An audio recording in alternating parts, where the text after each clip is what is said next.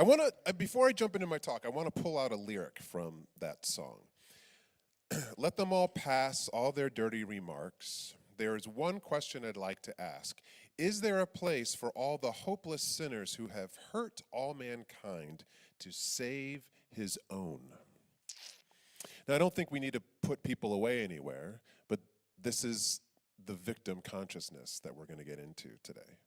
We've hurt all of humankind to protect ourselves. That's what we do when we're in a state of victim consciousness. All right, people. You ready? Here comes the fire hose. Releasing the empty power of the victim is the talk title. In this month, if you haven't been here the past 3 Sundays and heard the words of Reverend Judy and Reverend Amy, I highly recommend that you go and replay those messages. If you have not ever looked at the book Real Love by Greg Bear, Real Love and the Freedom for the Soul, I highly recommend that you you put it into your library. It's a dense book. It has a lot of thoughts and information, but it is truly something that is transformational if you really embrace what he offers. And just to kind of sum up, because we're coming to the end of this month of love, right? But love continues, I hope, beyond the month of February. Just like I hope we celebrate all African American history and all history beyond the month of February. We want these things to continue to happen beyond the designated months or days that we bring them forward, right? Can you imagine if we only celebrated love for 28, sometimes 29 days? That wouldn't be a great year, would it?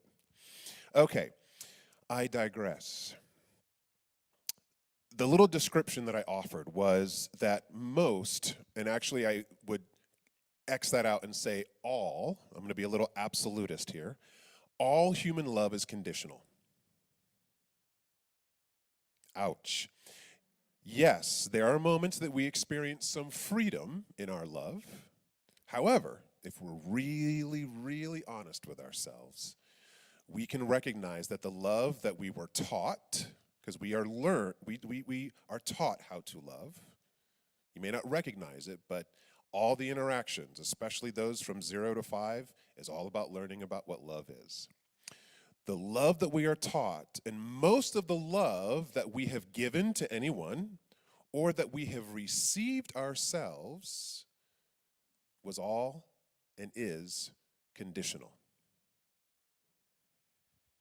Conditional love requires a victim to be saved or rescued. Releasing the empty power can truly transform this very moment, this very day, and if you practice it regularly, all of your life. So Reverend Judy spoke to the idea of real love in the community, and we honored some of it here today with the volunteers, that we come together to support one another, right? We aren't islands, and the way that we really can broaden our understanding of love is in community and connection with one another. The challenge is that we get inside our heads and our hearts, and we got stories. Anyone got a story that they like to tell? And so Reverend Amy kind of brought us forward over the past 2 weeks, teasing and helping us see the ways in which Greg Bear talks about how those stories kind of jack us up, right? We are getting love or understanding love as praise, right? Someone says, oh, you did such a great job, right? We want to hear that again. We want to get that hit. We want the praise. So if they praise me, I know that they love me. So I'm going to do everything I can to manipulate the world so that they say, you did a great job. Power. Anyone like power? If your hand isn't up, you're lying. Everybody likes power. Everyone wants to be powerful, and there's nothing wrong with that. However, Oftentimes, the power that we're seeking is to be one up on something or someone. And if that's what love is, how does that play out? Pleasure. Everyone likes a little bit of pleasure, but pleasure is not something that happens 24 hours, 7 days a week. But if we think that's what love is, we will do whatever we can to get that pleasure. Safety. Everyone loves safety. Everybody wants safety, whether it's psychological safety, emotional safety, physical safety. But that is not the totality of love. These are just ways that we experience humanness. The belief is that most of us think it's either going to go away, right? So then we do these protecting mechanisms. Whatever love we got, whatever scraps we've been able to scrounge up in our life, you're not taking this away from me, so y'all watch out. And then we're like, but it's not enough. I want a little bit more, so I'm going to protect what I have, but I'm going to try to get more. I'm going to be secretive about it. So I might lie. I might attack. I might run. I might cling. And today, Greg Bear talks about we act like victims. And you can argue with me, please do, inside your head right now, and we can talk after service.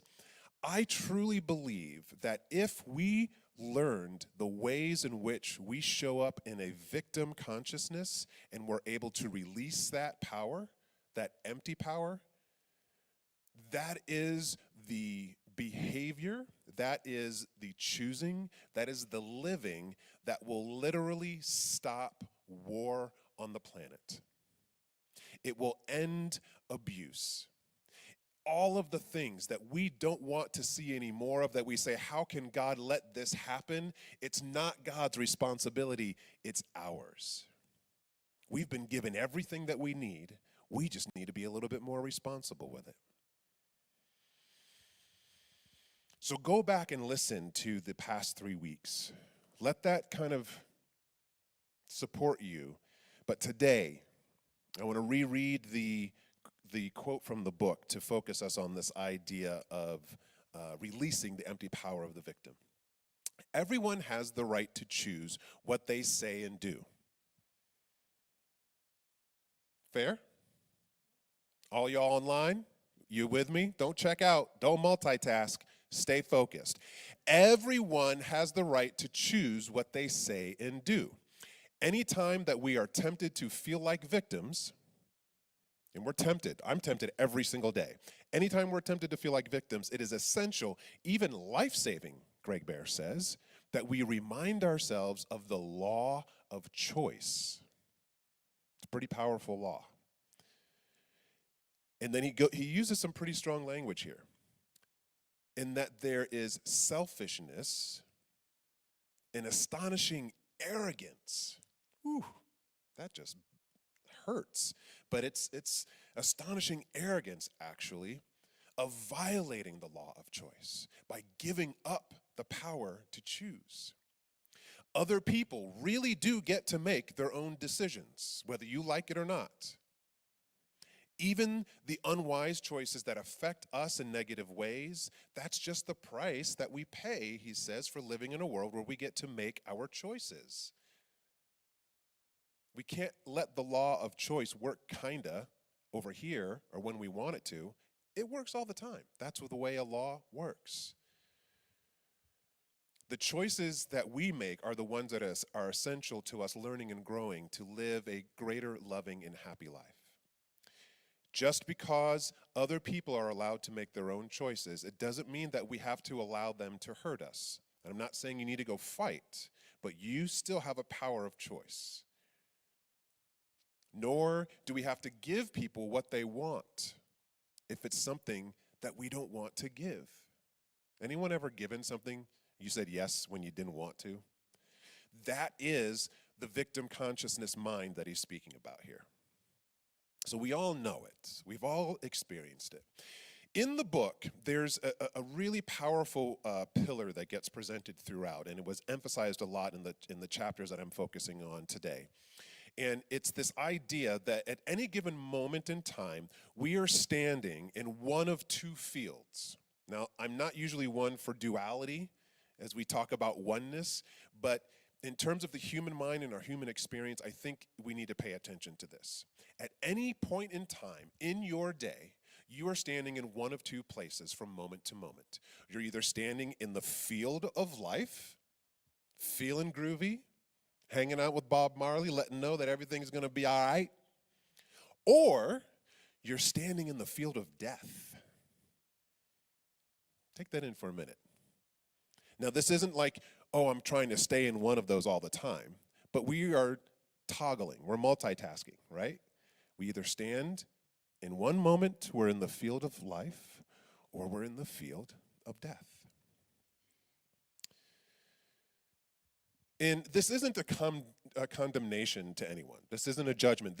I just want to break down a little bit of what's going on here.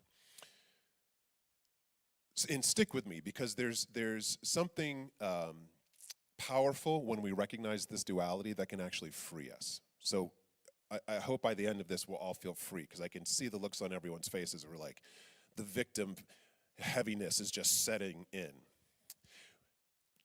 But chances are that any time in your life, if you have been feeling less than great about a relationship, less than great about you and your mind, your body, your status in life, your finances, your family history, the government, the show that's on Netflix, whatever it is, if you haven't been feeling great about any of it, somewhere lingering in your mind, in your heart, in your consciousness is a sense of being a victim. And again, not condemning us. This isn't wrong. This is just calling it out. This is what it is. The mind and the heart set of the victim is experiencing our life as powerless, uninspired, and most notably, living at the effect of someone else's doing. It's their fault. A victim doesn't have agency. They aren't sovereign over their own experience. Someone else has the power. Has anyone ever felt that way before? I feel that way every single day. I do. Every single day. At some point in time, I feel like a victim. So this is not an anomaly. This is something that is happening all the time. And we can do something to be in relationship to that consciousness. Does anyone want to have a superpower to stand up against feeling powerless? Okay. Does anyone want to have greater agency in their life? Yeah? Would you like to feel sovereign, that this, not that you're separate from everyone, but you get to govern and run this show right here, known as you? Okay, let's get to it. Every day, then, we must come face to face with our own victim consciousness if we have any hope, desire, or aspiration of experiencing what we've been exploring this month called real love. We must on a day-to-day basis. My intention today is to give us some greater guidance and offer some tools to releasing the empty power of the victim. Now, I chose the word empty before the word power because there's something really powerful. There is power in being a victim. Don't get me wrong. There's lots and lots of power. But I equate it to that energy that you get from sugar, right? If you're hungry or you're just like, it's 3 o'clock and you're at work and you're just like, man, I'm just a little drowsy, maybe I'll just go get a little piece of chocolate. Let me just go get a little donut downstairs. I live above a coffee shop that has gluten-free donuts. It's rough. But we eat that, we ingest it, we take it in, and we get a spike. We get a hit. There's power there. But the challenge is that most of the time, there's a crash. And our energy is even lower than it was before we consumed that sugar. This is the same power that we find in the victim consciousness. There's power there. You get a hit. You can manipulate and get what you want. But oftentimes there's a crash. And the power that we had is empty. It doesn't sustain itself. Now, please understand, I'm not saying that the being a victim is something that should go away, because we bump into one another, and we all experience this. Things, circumstances, situations. I am a victim, you are a victim, we are a victim to our experience. We get cut off in traffic. Someone else chose to drive like a bat out of hell, as my mother would say, and cut you off. A city bus breaks down on your way to a really important interview and you don't get there on time and you lose the opportunity. That wasn't your fault. You are a victim to that. Our romantic partner or a business partner does something unreasonable with our collective money and our finances fall out. You didn't make that choice, someone else did. A local company, the runoff from their production facility is leaking into the water, and now people in the community are experiencing health problems.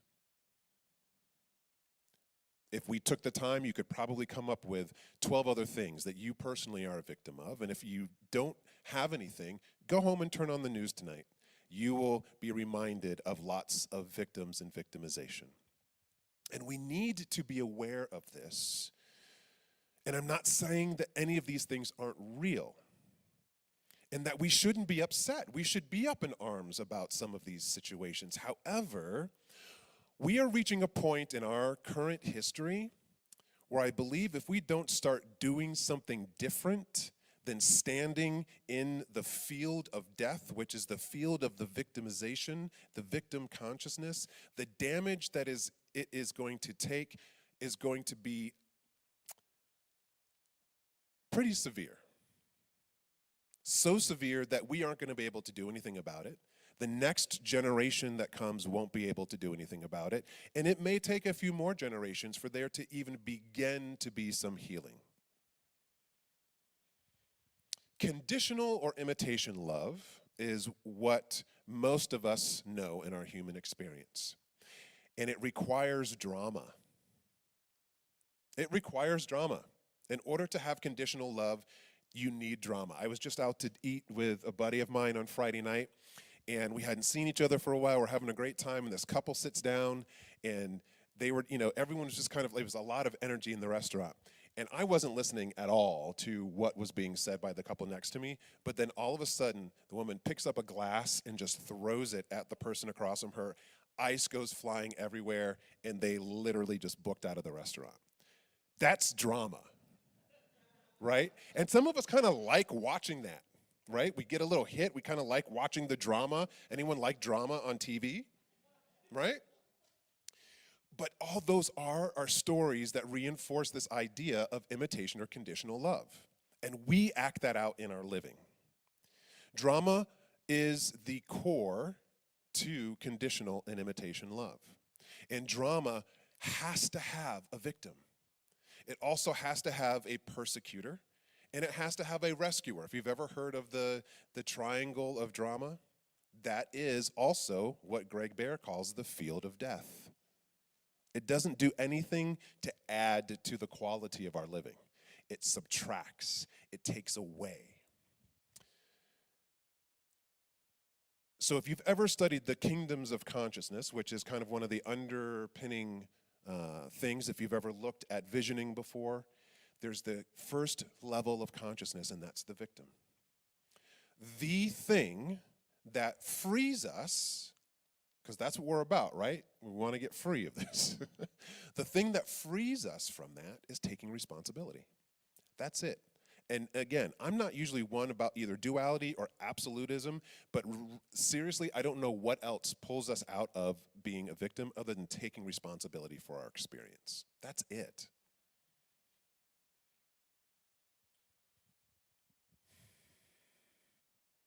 I really believe it's the path to our freedom. Now, We may not understand that, believe it, or practice it right away. But as soon as we are a victim to a situation, the second afterwards, we have a choice. The law of choice comes back into play. Maybe you don't wake up to the law of choice 10 years. Anyone still holding on to something that happened like 10 years ago?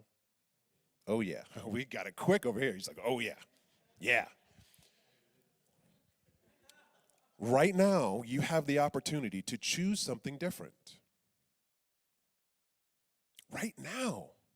And it doesn't have anything to do with what anyone else does or doesn't do, or what they say or what they don't say. This is releasing. You're getting some power from holding on to that in some way, shape, or form, but it's empty. Release that empty power and see what there might be.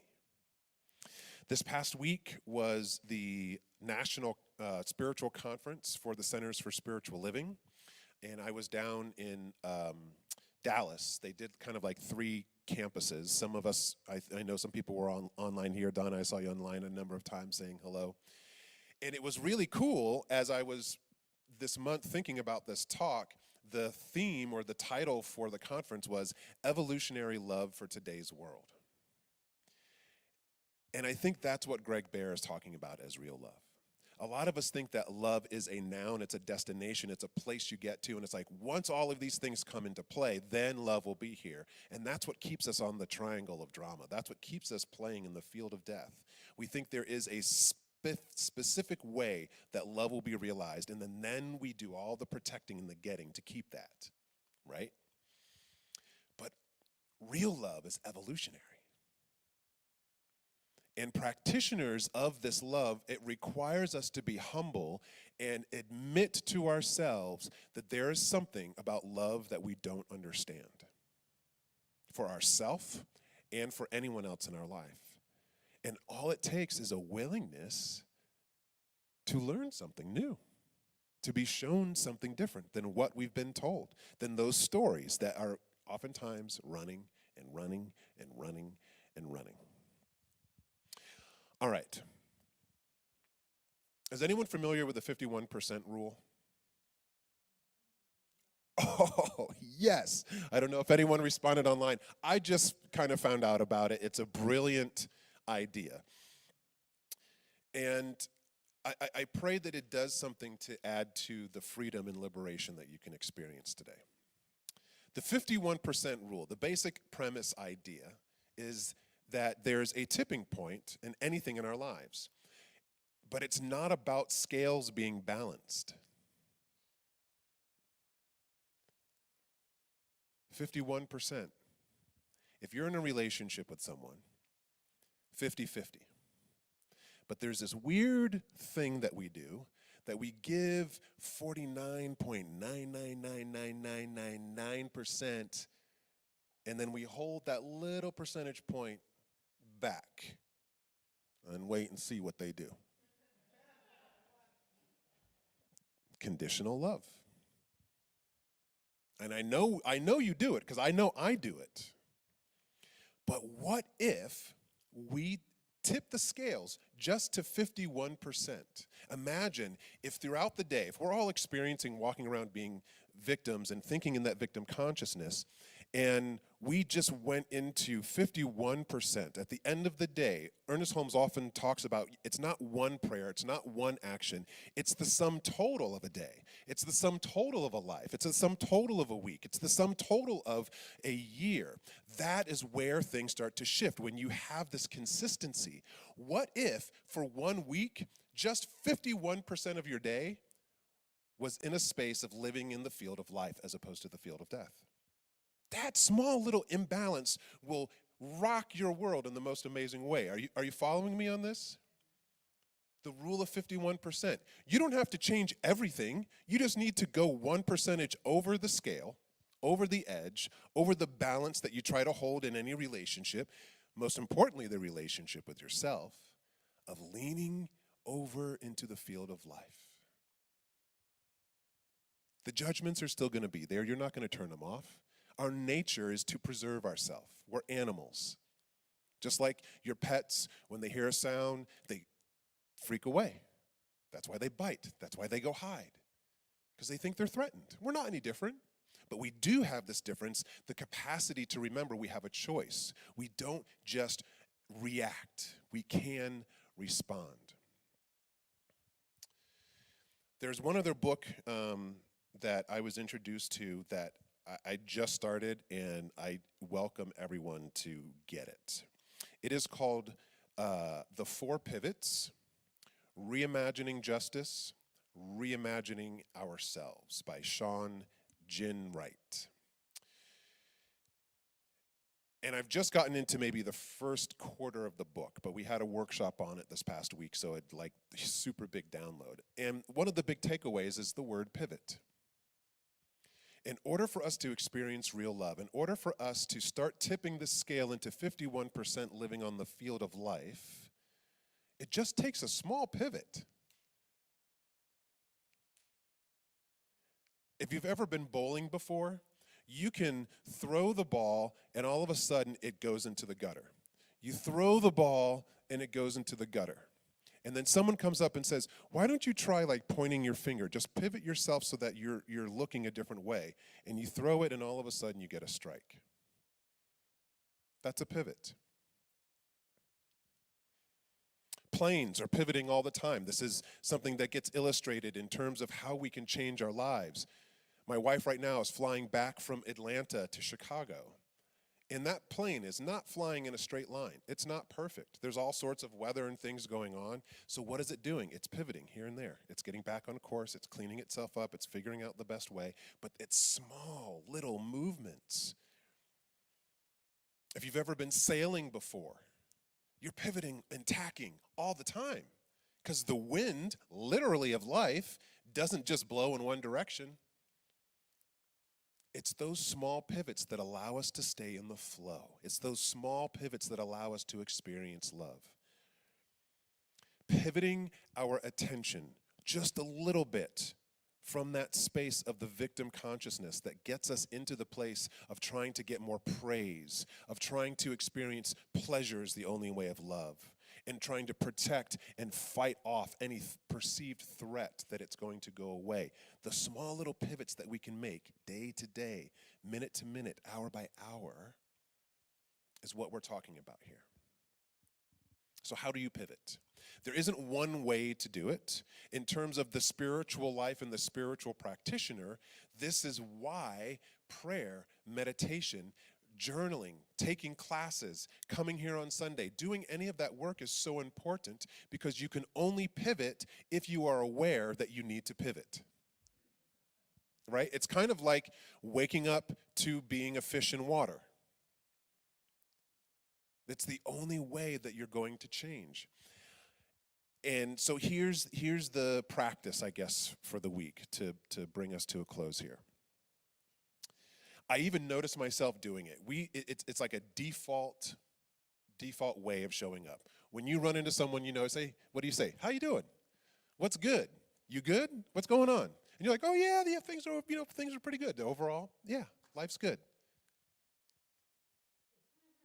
What did you just learn? Nothing. You didn't learn anything about yourself. You didn't learn anything about the other person. It just was easy. What if you were to first start with yourself, and as opposed to say, how am I, ask yourself, what am I experiencing right now? I engaged in a workshop that blew my mind.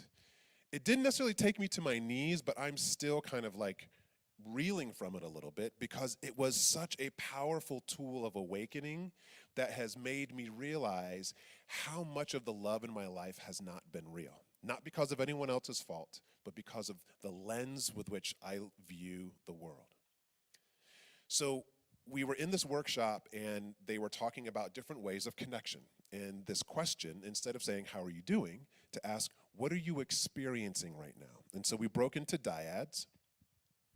And the job of the person that you're with is to not say anything, not to offer any advice, just to listen and hear you. So if you want to do this with someone, you got to have that agreement that you're not there to advice give. When you do that, you fall onto the field of dun dun dun death, because they're trying to rescue you. But to be able to speak and iterate what you are actually experiencing may shock you. So I'm sitting with this other colleague of mine. It's my turn to go. I take a deep breath in, I close my eyes, and I go, I am experiencing loneliness. I don't know if I've ever spoken that out loud before. I don't know if I have ever really experienced or acknowledged that I get lonely.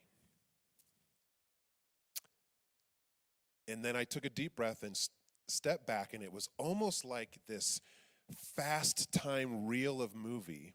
All of the relationships, romantic relationships that I've had, all of the work that I've done in the various communities and centers and jobs, interactions with friends in my childhood, interactions with people last week, even conversations over text that I had with my wife last week, all of a sudden I was like, oh my gosh. That is how the victim consciousness is rearing its ugly head in Darrell Jones's life. The story that I tell myself underneath the experience of feeling lonely is that I am alone. I'm alone. I'm married, but I'm alone. I've got the cutest dog, Charlie Jacobson Jones, the baby Bearchi boy, but I'm alone. All of you are in here, this room with me right now, but there's a part of me that feels alone. Now, I won't get into the whole story as to how that evolved over my life. That's for me to unpack, but if you want to ask, I'll share it with you at another time. But do you see how asking that question of what are you experiencing right now all of a sudden opened up the door to greater awareness when I was humble and honest with myself? That gave me insight and has been freeing me moment by moment as I bump into, whoa, I'm that, yep, the story's there as I'm alone. And if that is the thing that is operating beneath the surface all the time, in terms of that scale, the 51%, my work is to try to spend 51% of my day outside of that story that I'm alone. And I don't need to manipulate anyone else. I just got to check my awareness. Stay true and present that that is a fundamental thing that has been developing over the past 49 years of this iteration known as Darrell Jones on the planet. It's not going to change just like that. It's going to take work every single day. But releasing the power, that empty power that that story has instilled in my life and played out in relationships, most importantly, the relationship with myself, releasing that power over and over and over again, it opens up to freedom. I'm reminded that I have a choice. That is not the truth of who I am. The truth of who I am is that I am whole. The truth of who I am is that I am not alone. I am always one with the divine presence. Sometimes it's with other people, and sometimes I am actually in the collective presence by myself. And I'm no longer lonely as the result of that awareness. So I challenge you this week as we move into some prayer. Find a trusted friend, family member, confidant, lover, or do it with yourself. But ask yourself, what am I experiencing right now? And with all the kindness and compassion that you can, really listen to what you're experiencing. It may be a little scary.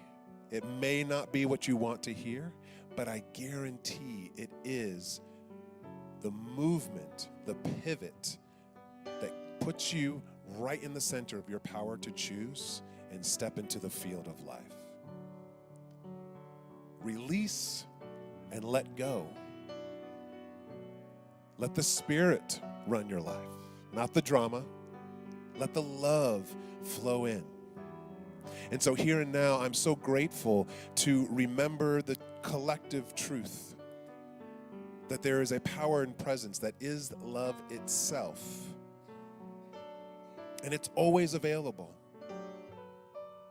It's always available. But it needs us to move. We need to activate love.